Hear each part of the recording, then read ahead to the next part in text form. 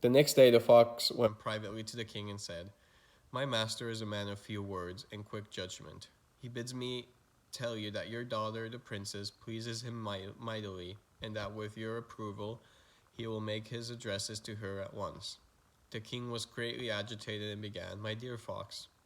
But the fox interrupted him to say, "Think of the matter over carefully and give me your decision tomorrow." So the king consulted with the princess and with his counselors, and in a short time the marriage was arranged and the wedding ceremony actually performed. "Didn't I tell you?" the fox said, when he and Mikko were alone after the wedding.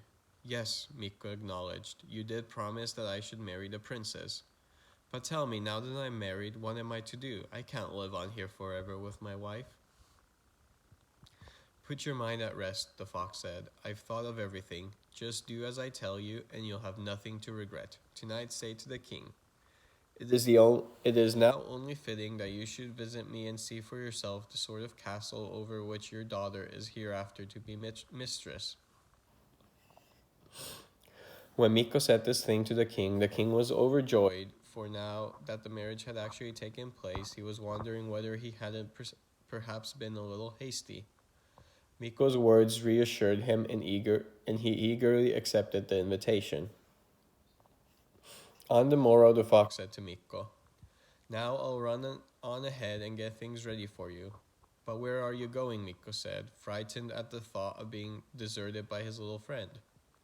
The fox drew Mikko aside and whispered softly, "A few days' march from here there is a very gorgeous castle belonging to a wicked old dragon who is known as the Worm.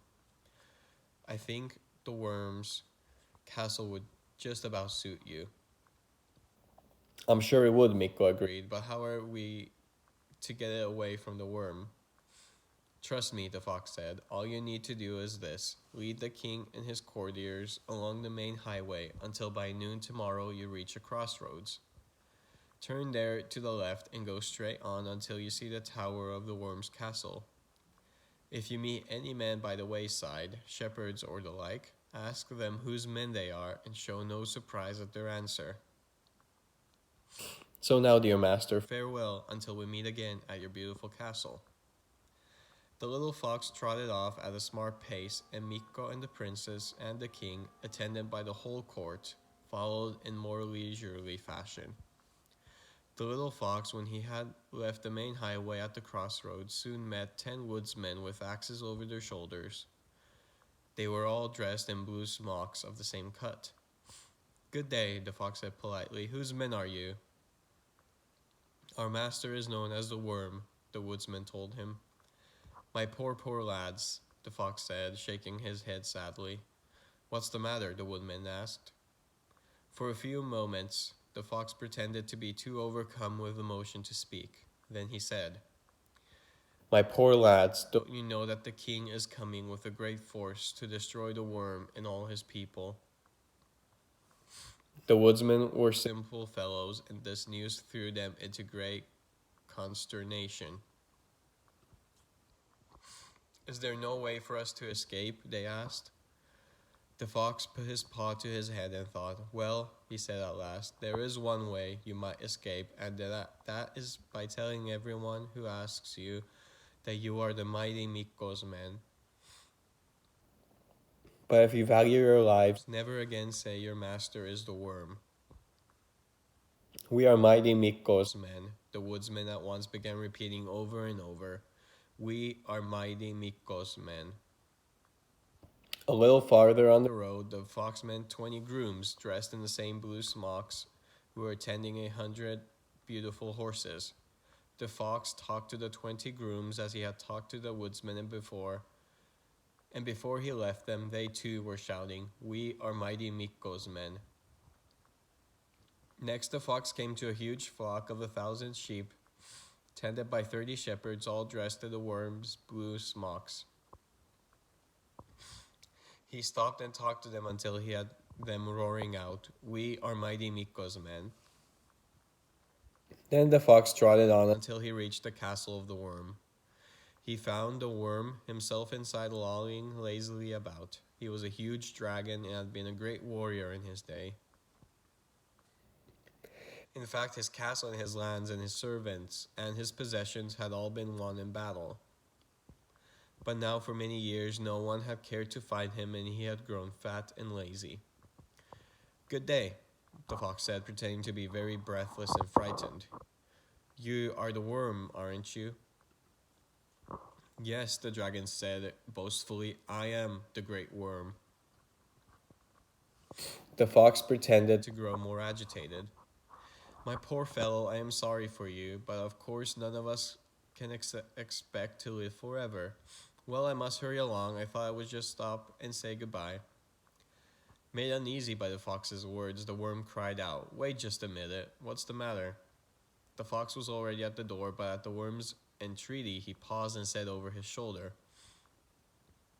"Why, my poor fellow, you surely know, don't you, that the king with a great force is coming to destroy you and all your people?" "What?" the worm gasped, turning a sickly green with fright. He knew that he was fat and helpless and could never again fight as in the years gone by.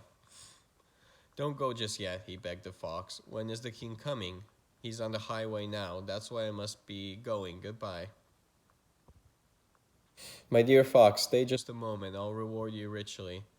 Help me to hide so that king won't find me." "What about the shed before the linen is stored?" "I could crawl under the linen, and then if you locked the door from the outside, the king could never find me." "Very well," the fox agreed, "but we must hurry." So they ran outside to the shed where the linen was kept, and the worm had hid himself under the linen.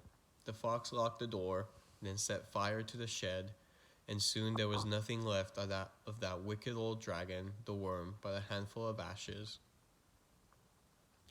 The fox now called together the dragon's household and talked them over to Mikko, as he had the woodsmen and the grooms and the shepherds. Meanwhile, the king and his party were slowly covering the ground over which the fox had sped so quickly. When they came to the 10 woodsmen in blue smocks, the king said, "I wonder whose woodsmen those are." One of his attendants asked the woodsmen, and the 10 of them shouted out of the top of their voices, "We are mighty Mikko's men." Mikko said nothing, and the king and all the court were impressed anew with his modesty. A little farther on they met 20 grooms with their 100 prancing horses. When the grooms were questioned, they answered with a shout, "We are mighty Mikko's men." The fox certainly spoke the truth, the king thought to himself, when he told me of Mikko's riches. A little later, the 30 shepherds, when they were questioned, made answer in a chorus that was deafening to hear, "We are mighty Mikko's men." The sight of the 1,000 sheep that belonged to his son-in-law made the king feel poor and humble in comparison, and the courtiers whispered among themselves, "For all this simple manner, mighty Mikko must be a richer, more powerful lord than the king himself. In fact, it is only a very great lord indeed who could be so simple." At last they reached the castle, which from the blue-smocked soldiers that guarded the gateway, they knew to be Mikko's. The fox came out to welcome the king's party, and behind him in 2 rows all the household servants. These, at the signal from the fox, cried in one voice, "We are mighty Mikko's men." Then Mikko, in the same simple manner that he would have used in his father's mean little hut in the woods, bade the king and his followers welcome, and they all entered the castle, where they found a great feast already prepared and waiting. The king stayed on for several days, and the more he saw of Mikko, the better pleased he was that he had him for a son-in-law. When he was leaving, he said to Mikko, "Your castle is so much grander than mine that I hesitate ever asking you back for a visit." But Mikko reassured the king by saying earnestly, "My dear father-in-law, when first I entered your castle, I thought it was the most beautiful castle in the world." The king was flattered, and the courtiers whispered among themselves, "How affable of him to say that when he knows very well how much grander his own castle is." When the king and his followers were safely gone, the little red fox came to Mikko and said, "Now, my master, You have no reason to feel sad and lonely. You are the lord of the most beautiful castle in the world, and you have for wife a sweet and lovely princess. You have no longer any need of me, so I am going to bid you farewell." Mikko thanked the little fox for all he had done, and the little fox trotted off to the woods. So you see that Mikko's poor old father, although he had no wealth to leave his son, was really the cause of all Mikko's good fortune, for it was he who told Mikko in the first place to carry home alive anything he might find caught in the snares. The end.